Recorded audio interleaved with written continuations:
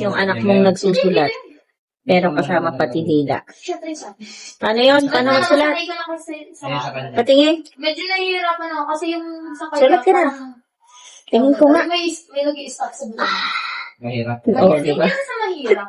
Ba't kasama pati dila mo? Pero pag Bakit kasama pati dila mo? siya pa naman yung maikli. Gusto niya manood sa akin. Gusto manood ng dila mo? Kaya nilalabas mo? Oh, sulat ka na.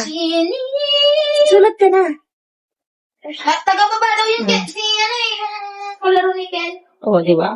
Ayan, nagsusulat po siya ng numbers. Oh, anong number siya? Ano number to? Anong number? Ano, hindi mo alam? Yeah. 100. 100.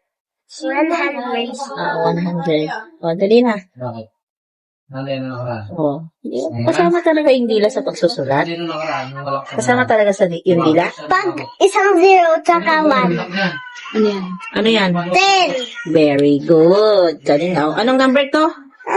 Ano? Ayaw mo? Anong number yan? Pero pati dila. Oh, anong number yan? Oh, di ba? 7? Anong number yan? 7. 7. Ayan. Anong number yan? 17.